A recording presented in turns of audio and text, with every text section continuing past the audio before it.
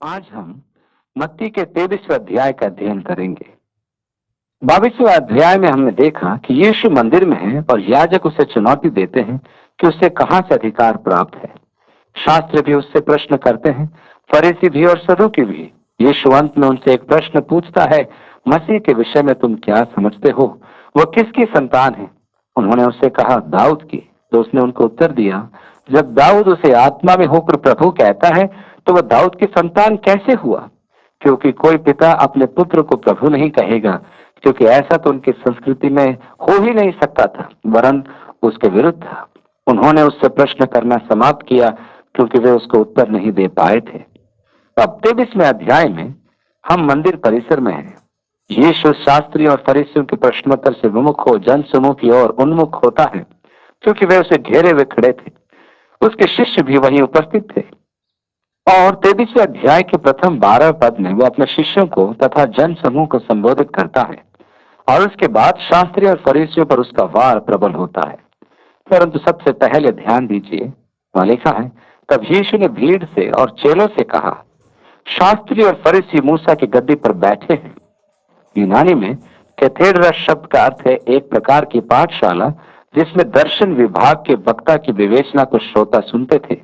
अतः यीशु के कहने का अर्थ था कि वे मूसा की व्यवस्था के शिक्षक बनकर बैठे हैं। और आगे लिखा है, इसलिए वे तुमसे जो कुछ कहें वह करना और मानना, परंतु उनके से काम मत करना। यीशु द्वारा कहे गए इस दृष्टांत को फरीसी भली भांति समझ गए थे कि वह उन्हीं पर था। उसने उनसे एक प्रश्न पूछा और वे समझ गए कि वे फंस चुके हैं। अतः उसने वह दृष्टांत सुनाया जिसे हमने 21वें अध्याय में देखा था कि एक पिता के दो पुत्र थे। उस पिता ने ज्येष्ठ पुत्र से कहा कि उसके लिए खेत पर काम करे, परंतु उसने मना कर दिया। फिर वो पछताया और फिर गया। जब उसने छोटे पुत्र से कहा तो वो हाँ कहकर भी नहीं गया। यहाँ यीशु का यह प्रश्न था कि किसने पिता की इच्छा की पूर्ति की? उन्होंने उत्तर दिया कि उसने जो खेत पर गया। यीशु ने कहा, बिल्कुल ठीक। अब आप देखते हैं कि यीशु कह रहा है, वे कहते तो हैं परंतु स्वयं नहीं करते। अतः तुम उनके निर्देशों का पालन तो करो, परंतु उनके आचरण का नहीं, क्योंकि वे शिक्षा तो देते हैं परंतु उसे स्वयं चरितार्थ नहीं करते। नया नियम इस सच्चाई पर जोर देता है कि हमें वचन पर चलने वाले होना है, न कि केवल सुनने वाले, क्योंकि सुनना अपने आप को धोखा देना है। पौलुस ने रोम की कलीसिया को लिखे अपने पत्र में स्पष्ट किया है कि यहूदी प्राय स्वयं को न्यायोचित मानते हैं क्योंकि उनके पास व्यवस्था है, जबकि वे उस पर चलते नहीं हैं। चूंकि ये उनके पास है, वे अपने को न्यायी मानते हैं। ठीक उसी प्रकार जिस तरह बहुत से लोग ये सोचते हैं कि चूंकि वे संयुक्त राज्य अमेरिका में रहते हैं इसलिए वे ईसाई हैं। इसलिए नहीं कि वे जागरूकता से यीशु के पीछे चलते हैं, बल्कि चूंकि वे एक ईसाई राज्य में रहते हैं वे अपने आप को ईसाई कहते हैं। परंतु यीशु ने कहा कि उनका कहना मानो, परंतु उनके कार्यों का अनुसरण न करो, क्योंकि वे कहते तो हैं परंतु करते कुछ और हैं। वे एक ऐसे भारी बोझ को जिनको उठाना कठिन है बांध कर उन्हें मनुष्यों के कंधों पर रखते हैं, परंतु स्वयं उसे अपनी उंगली से भी सरकाना नहीं चाहते। यदि आप उस पवित्र देश में जाएं और श्रमिकों को देखें एवं उनके उस भारी बोझ को देखें जो वे उन पर लादते हैं, तो आप कहेंगे कि ऐसा नहीं हो सकता। हमारे पास कुछ ऐसे चित्र हैं जिसमें केवल गठरियां सड़क पर चलती दिखाई देंगी। जो आपको दिखता है वह केवल गठरियों के नीचे पैर मात्र है, और ऐसा दिखाई देता है कि लकड़ी की गठरी दो पैरों पर चल रही है, जैसे कि बोझ उठाते समय गधों की केवल 4 टांगे दिखाई देती है। यीशु इसी की उपमा दे रहा था, क्योंकि यह वहां एक आम दृश्य था और श्रोतागण इस दृश्य की कल्पना कर सकते थे। वे संपूर्ण प्रयास करके उस अति भारी बोझ को उठाते रहते थे। यीशु के कहने का अर्थ यह था कि शास्त्री और फरीसी यही कार्य कर रहे थे। वे अन्यों से करवाते थे परंतु स्वयं तर्जनी मात्र का प्रयत्न नहीं करते थे। उनका उद्देश्य मात्र यही होता था कि वे बाहरी दिखावा करें। 6 अध्याय के पर्वतीय उपदेश में यीशु के शब्दों पर ध्यान दीजिए। सावधान रहो, उसने कहा, तुम मनुष्यों को दिखाने के लिए अपने धर्म के काम न करो, नहीं तो अपने स्वर्गीय पिता से कुछ भी फल न पाओगे। तब उसने दान के विषय में भी कहा कि फरीसियों की भांति तुरही फूंकते हुए और बड़ा दिखावा करते हुए दान अर्पण मत करो, क्योंकि वे सबको दिखाना चाहते हैं। परंतु जब तुम दान करो तो गुप्त रखो, तुम्हारा बायां हाथ भी न जान पाए कि तुम्हारा दाहिना हाथ क्या दान करता है। इसी प्रकार प्रार्थना भी फरीसियों के सदृश सबको दिखाने के लिए मार्ग के कोने में खड़े होकर मत करो, परंतु अपने कमरे का द्वार बंद कर प्रार्थना करो। इसी प्रकार उपवास भी फरीसियों की भांति मुंह लटकाकर मत करो, परंतु सिर में तेल लगाकर इस प्रकार करो कि देखने से उपवासी व्यक्ति दिखाई न दो। यीशु के कहने का अर्थ यहाँ वही है कि आत्मिक अगुवे दिखाई देने के लिए शास्त्री एवं फरीसी प्रत्येक धार्मिक रीतियों की पूर्ति करते हैं। उनका प्रेम, उनका परिधान सब कुछ एक बाहरी दिखावा मात्र होता है। उनका मुख्य उद्देश्य होता है कि दुनिया उन्हें देखकर कहे कि वे कितने आत्मिक एवं धार्मिक अगुवे हैं। ऐसे प्रलोभन में फंसना सच्ची धार्मिकता नहीं, जहां आपके मन में यह विचार हो कि प्रत्येक व्यक्ति मुझको देखे कि मैं कैसा धर्मी व्यक्ति हूँ। गुरुवार की आराधना के पश्चात एक व्यक्ति मेरे पास आया और बोला, आज मैं स्तुति गान के समय खड़ा हो गया था क्योंकि मैं आराधना कर रहा था, परंतु किसी ने आकर मुझसे बैठ जाने के लिए कहा। मैं प्रभु की आराधना कर रहा था। मैंने कहा, जिसने भी आपसे बैठ जाने को कहा ठीक ही कहा। यदि सब बैठे हैं और आप खड़े हैं तो आप सबका ध्यान अपनी ओर आकर्षित कर रहे हैं। हम यहाँ आपकी ओर आकर्षित होने के लिए नहीं, परंतु यीशु मसीह की ओर आकर्षित होने के लिए आए हैं। आप भी ध्यान रखें कि प्रभु की सेवा हो या आराधना, यदि उसके कुल परिणाम में आप स्वयं को आकर्षण का केंद्र बनाते हैं और आपके मन में भी यही विचार है, तो आप किसी शास्त्री या फरीसी से कम नहीं है। इस विषय में आपको अत्यधिक सावधान रहना होगा। देखिए, मेरा पुराना स्वभाव संपूर्ण रूप से भ्रष्ट है। जब मैं आत्मिक क्रियाकलाप में व्यस्त होता हूँ तो मेरी एक ही मनोकामना होती है कि सब जाने कि मैं कितना आत्मिक हूँ और मैं परमेश्वर के प्रति कितना अधिक समर्पित हूँ। मैं वचन और प्रभु की खोज में कितना व्यस्त रहता हूँ। सत्य तो यह है कि मैं ये दिखाना चाहता हूँ कि मैं जो वास्तव में करता हूँ उससे कहीं ज्यादा कर्मठ हूँ और मेरी प्रार्थना का जीवन अपनी वास्तविकता से कहीं अधिक है। ये मेरा आडंबर है। मैं मनुष्य को प्रभावित करना चाहता हूँ कि मैं कितना आत्मिक व्यक्ति हूँ। ये मेरा पुराना स्वभाव है। मेरा ध्येय परमेश्वर को प्रभावित करना होना चाहिए, परंतु परमेश्वर इस रीति से प्रभावित नहीं होता। मेरी आराधना, मेरी प्रार्थना, मेरे दान मनुष्य पर प्रभाव डालने की अपेक्षा परमेश्वर के साथ गुप्त संगति एवं सहभागिता में होना चाहिए। परंतु सत्य तो यह है कि मैं जो करता हूँ उसे दिखाना चाहता हूँ। अतः 5वीं आयत में यीशु ने कहा, वे अपने सब काम लोगों को दिखाने के लिए करते हैं। वे अपने ताबीजों को चौड़े करते हैं।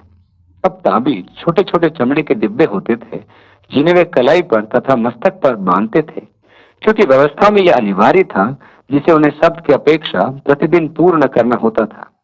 सब्त के दिन बोझ उठाना वर्जित है, अतः वे उसे सब्त पर नहीं पहनते थे। वह ताबीज जो हाथ पर बांधता था उसमें पुराने नियम के अंश होते थे जो कुंडली रूप में रखे जाते थे। जो ताबीज सिर पर बांधी जाती थी उसमें 4 भाग होते थे, जिनमें एक पुराने नियम का अंश कुंडली बनाकर प्रत्येक खंड में रखा जाता था। अब फरीसी क्या करते कि इन ताबीजों को बड़ा बनाकर दिखाने के लिए पहनते थे कि वे प्रार्थना करने वाले व्यक्ति हैं। उनका मुख्य उद्देश्य यही होता था कि दुनिया उन्हें देखे। अपने वस्त्रों की कोरें बढ़ाते थे। वे अपने वस्त्रों पर फुंदना या झब्बा लगाकर उन्हें बढ़ा देते थे। व्यवस्था में इसका निर्देश था, अतः वे इन्हें भी आवश्यकता से अधिक कर देते थे कि जन साधारण उसे स्पष्ट रूप से देख पाए। आज भी वे इन विधियों का पालन करते हैं, परंतु अब वे उनके प्रार्थना आवरण पर लगाए जाते हैं। यदि मंदिर के पश्चिमी भीत का दृश्य देखा जाए तो आज भी यह प्रथा देखने को मिलती है कि वे अपने ताबीज निकाल कर बांध रहे हैं और अपने फुंदने लगे प्रार्थना आवरण को पारंपरिक विधि से पहन रहे हैं। तत्परांत वे दीवार के समक्ष अपनी प्रार्थना पढ़ते हैं। ये अत्यंत आकर्षक दृश्य होता है। यीशु के कहने का यही अर्थ है कि उनका प्रत्येक कार्य मनुष्य को दिखाने के लिए होता है कि वे अपने कितने अधिक पवित्र एवं धार्मिक दिखते हैं। आगे लिखा है, जेवनारों में मुख्य मुख्य जगह है और सभा में मुख्य मुख्य आसन। मुख्य जगह और मुख्य आसन यही दर्शाता है कि वे आकर्षण का केंद्र बनना चाहते हैं कि दिखाई दें। आराधनालय में मैं आगे की सीट पर बैठता हूं कि सब मुझे देखें कि मैं कितने अधिक धार्मिकता से आराधना करता हूं, क्योंकि आगे लिखा है, बाजारों में नमस्कार और मनुष्य में रवि कहलाना उन्हें भाता है, डॉक्टर, रेवरन इत्यादि। परंतु तुम रबी ना कहलाना, क्योंकि तुम्हारा एक ही गुरु है और तुम सब भाई हो। यीशु अपने शिष्यों को समझा रहा था कि वे आत्मिक तंत्र की सैर न करें, परंतु वे सब भाई हैं। उनमें कोई बड़ा छोटा नहीं है। स्वयं को मत उठाओ, उच्च स्थान की लालसा मत रखो। यदि भोज में आमंत्रित किए जाओ और वे मुख्य स्थान प्रदान करें तो वो वास्तविक सम्मान है। यदि मुख्य स्थान से उठा दिए जाओ तो अपमान होगा। आत्मिक तंत्र से सुरक्षित रहो। डॉक्टर रेवरेंड रवि कहलाने की अभिलाषा मत रखो, क्योंकि तुम सब भाई हो। और पृथ्वी पर किसी को अपना पिता न कहना, क्योंकि तुम्हारा एक ही पिता है जो स्वर्ग में है। इसका अर्थ यह हुआ कि हम किसी को पिता कहकर संबोधित न करें, जैसा कि कैथोलिक कलीसिया या अनेक कलीसियाओं में जहां पास्टर को फादर कहा जाता है। मेरे अनेक जानने वाले हैं। मेरी सदैव एक ही समस्या होती है कि मैं उन्हें क्या पद दूं, क्योंकि उन्हें फादर कहने के लिए तो यीशु ने वर्जित किया है। आप जैसा उचित समझे करें। मेरे साथ यहाँ यीशु इन पदों का खंडन कर रहा था, क्योंकि वे मनुष्यों में भेदभाव उत्पन्न करते हैं। वे एक मनुष्य को दूसरे से ऊपर उठाते हैं। और स्वामी भी न कहलाना, क्योंकि तुम्हारा एक ही स्वामी है, अर्थात मसीह। मेरे अपने विचारों में मैं स्वयं इनके विरुद्ध हूँ। अनेक जन पत्रों पर मेरे पद का प्रयोग करते हैं, क्योंकि वे मुझे व्यक्तिगत रूप से नहीं जानते, अन्यथा वे ये पद नाम कभी प्रयोग नहीं करते। यीशु ने कहा कि हम सब भाई भाई हैं, इसलिए यह उचित है कि कहा जाए भाई चक, परंतु यहाँ भाई भी एक पद बन जाता है। अतः केवल चक कहना ही या मेरा नाम पुकारना ही ज्यादा अच्छा है। अतः जो तुम में बड़ा हो वो तुम्हारा सेवक बने। धर्मतंत्र कदापि नहीं, ओह कभी नहीं। जो कोई अपने आप को बड़ा बनाएगा वो छोटा किया जाएगा, और जो कोई अपने आप को छोटा बनाएगा वो बड़ा किया जाएगा। यह उसके शिष्यों के लिए नियम है। इसके पश्चात यीशु शास्त्रियों और फरीसियों के प्रति 8 हाय की घोषणा करता है, क्योंकि वे दिखावे तो करते हैं परंतु करते नहीं। उनकी एक ही मनोकामना है, आडंबर, बड़प्पन, मानवीय प्रशंसा, उच्च स्थान। जबकि यीशु के शिष्यों की लालसा होनी चाहिए भाईचारा, सेवा भाव, नम्रता इत्यादि। हे कपटी शास्त्रियों और फरीसियों, तुम पर हाय। हम गाना गाते हैं अक्सर, यीशु तू कैसा महान है, तू कैसा विनीत है, कैसा निर्मल और दयालु है। और वास्तव में अधिकांश जीवन यीशु एक नम्र व्यक्ति था। इसलिए यदि वह किसी की निंदा करता है तो उसे गांठ बांध लेना आवश्यक है। यदि कोई क्रोधित स्वभाव का व्यक्ति है तो एक समय आता है कि श्रोताओं को उसके स्वभाव का आभास हो जाता है और वे उसकी चिंता नहीं करते कि उसकी प्रवृत्ति कैसी है। परंतु यदि एक शांत एवं नम्र व्यक्ति कुपित हो तो सब लोग सतर्क हो जाते हैं कि समस्या क्या है, क्योंकि यह एक अस्वाभाविक घटना है। मेरी रुचि यीशु के स्वभाव में है, जिसके द्वारा वो पापियों तथा धर्म गुरुओं के साथ व्यवहार करता है। उदाहरण के लिए यूहन्ना रचित सुसमाचार उसके 8 अध्याय के 7वीं आयत में हम देखते हैं कि वो एक व्यभिचारिणी को लेकर यीशु के पास आए कि उसे पथरवाह किया जाए। तो यीशु ने एक ही उत्तर दिया कि जिसने पाप न किया हो वह सर्वप्रथम उस पर पत्थर मारे। और बैठकर मिट्टी में संभव है उनके पाप लिखने लगा, और जब सिर उठाकर देखा तो पाया कि वह अकेली खड़ी रह गई थी। तब उसने कहा कि वह भी उसे दोषी नहीं ठहराता, परंतु अब वह पाप न करे। कैसा नम्र, क्षमाशील, प्रेमी तथा दयालु स्वभाव। इसी प्रकार सामरी स्त्री जिसके 5 पति थे और अब वो अविवाहित व्यक्ति के साथ थी, यीशु ने उसके साथ अनंत जीवन का विनीत वार्तालाप किया। यीशु ने किसी भी पश्चातापी पापी से मुंह नहीं मोड़ा। उसकी बाहें उन्हें स्वीकार करने के लिए तैयार रहती थी। उसके शब्द दयालु थे, क्षमा से भरे थे तथा प्रेम से पूर्ण थे। परंतु वे जो धार्मिकता का पाखंड करते थे, आत्मिकता का दिखावा करते थे और अन्यों पर आत्मिक प्रवृत्ता का दावा करते थे, उन पर वह अत्यधिक कठोर था। इसलिए 13वें अध्याय में वो कहता है, हे कपटी शास्त्री और फरीसियों, तुम पर हाय। तुम एक जन को अपने मत में लाने के लिए सारे जल और थल में फिरते हो, और जब वह मत में आ जाता है तो उसे अपने से दूना नारकीय बना देते हो। तुम तो स्वयं स्वर्ग में प्रवेश नहीं करोगे, वरन दूसरों का प्रवेश भी बाधित करोगे। आज की कलीसियाओं की भी यही स्थिति है। उनके स्वतंत्र मत धारक एवं आधुनिक विचार वाले पास्टर स्वयं तो स्वर्ग जाएंगे नहीं और कलीसिया को भी नहीं जाने देंगे। वे बाधक बन जाते हैं। वे धर्मशास्त्र का उपहास करते हैं। वे धर्मशास्त्र की गंभीरता को नष्ट करके उसे धर्मशास्त्र के स्तर से नीचे गिरा देते हैं। इसलिए यीशु ने कहा, हे कपटी शास्त्री और फरीसियों, तुम पर हाय। तुम विधवाओं के घरों को निगल जाते हो और दिखावे के लिए लंबी प्रार्थनाएं करते हो, इसलिए तुम्हारा न्याय अधिक होगा। हे कपटी शास्त्री और फरीसी, तुम पर हाय। तुम एक जन को अपने मत में लाने के लिए सारे जल और थल में फिरते हो, और जब वो मत में आ जाता है तो उससे अपने से दूना नारकीय बना देते हो। हे अंधे अगुओं, तुम पर हाय, जो कहते हो कि यदि कोई मंदिर की शपथ खाए तो कुछ नहीं, परंतु यदि कोई मंदिर के सोने की सौगंध खाए तो उससे बंध जाएगा। हे मूर्ख और अंध हो, कौन बड़ा है, सोना या वह मंदिर जिससे सोना पवित्र होता है? फिर कहते हो कि यदि कोई वेदी की शपथ खाए तो कुछ नहीं, परंतु जो भेंट उस पर है उसकी शपथ खाए तो बंध जाएगा। हे अंधो, कौन बड़ा है, भेंट या वेदी जिस पर भेंट पवित्र होती है? इसलिए जो वेदी की शपथ खाता है वह उसकी, और जो कुछ उस पर है उसकी भी शपथ खाता है, और जो मंदिर की शपथ खाता है वह उसकी और उसमें रहने वाले की भी शपथ खाता है। और जो स्वर्ग की शपथ खाता है, ये कपटी शास्त्री और फरीसी, तुम पर हाय, वो परमेश्वर के सिंहासन की और उस पर बैठने वाले की भी शपथ खाता है। यीशु उनकी परंपराओं की शिक्षाओं का कठोरता से खंडन करता है। ये तो स्पष्ट है कि जब सौगंध खाने से मनुष्य शपथ पे बन जाता है, यदि कोई कहे मैं मंदिर की शपथ खाता हूं कि मैं ये करूंगा, कोई बात नहीं, तुम बांधे नहीं गए, तुम स्वतंत्र हो। मैं मंदिर के सोने की सौगंध खाता हूं, ओहो हो, तुम बंध गए, अर्थात मूर्खतापूर्ण उपहास की परंपरा जिसका उत्तर काल में विकास हुआ और तंत्र में समावेश हो गया। प्रतिपादित सिद्धांत धर्म सिद्धांत बन गए और नियमावली में प्रवेश कर गए। हे कपटी शास्त्री और फरीसियों, तुम पर हाय, तुम पुदीने और सौंफ और जीरे का 10वां अंश तो देते हो। प्राय सबके घर में बगीचे थे और वे इन मसालों को उगाते थे, जिसका 10वां प्रतिशत वे परमेश्वर के नाम पर देते थे। वे बड़ी ही सावधानी से परमेश्वर का 10वां भाग दिया करते थे। परंतु यीशु ने कहा कि तुमने व्यवस्था की गंभीर बातों को, अर्थात न्याय और दया और विश्वास को छोड़ दिया है। 10वांश के विषय यीशु का कथन सुनिए, चाहिए था कि इन्हें भी करते रहते और उन्हें भी न छोड़ते। यीशु के अनुसार वे 10वांश तो ठीक देते थे, परंतु न्याय, दया और विश्वास का त्याग उनकी त्रुटि थी। हे अंधे अगुओं, तुम मच्छर को छान डालते हो परंतु ऊंट को निगल जाते हो। जब वे दाखरस पीते थे तो वे उसे कपड़े से छानते थे कि कोई मच्छर उसमें गिर न गया हो, क्योंकि यदि मच्छर उनके पेट में चला गया तो अधर्म होगा, क्योंकि वह कोशेर नहीं था, उसमें रक्त था और रक्त खाना पाप होता है। ऊंट अपवित्र पशु होता है। यीशु का कहने का अर्थ था कि छोटी छोटी बातों में तो धर्मनिष्ठा, परंतु महत्वपूर्ण विषयों का त्याग, जैसे कि 10वांश देना और न्याय, दया तथा विश्वास का त्याग, कैसे अंधे अगुए। हे कपटी शास्त्री और फरीसी, तुम पर हाय, तुम कटोरे और थालियों को ऊपर ऊपर से तो मांजते हो, परंतु वे भीतर अंधेर और असंयम से भरे हैं।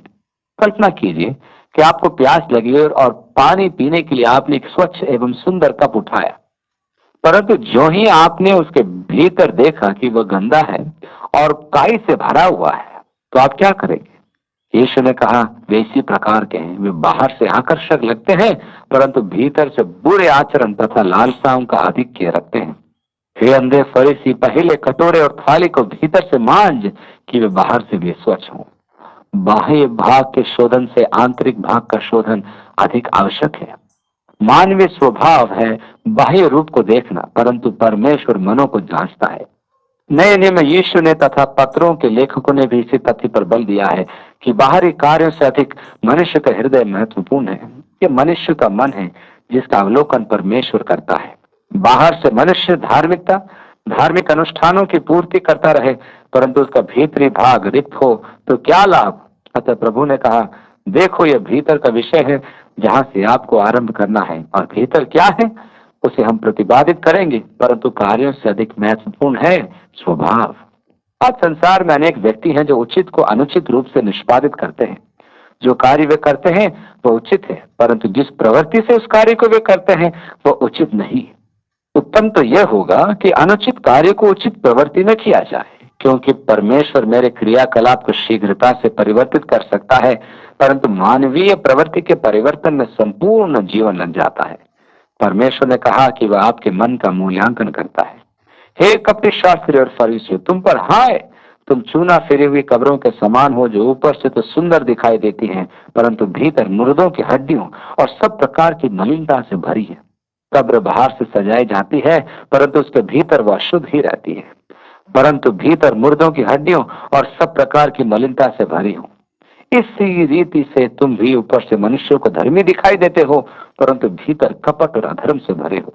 हे कपटी शास्त्री और फरीसी, तुम पर हाय, तुम भविष्यद्वक्ताओं की कब्रें संवारते और धर्मियों की कब्रें बनाते हो।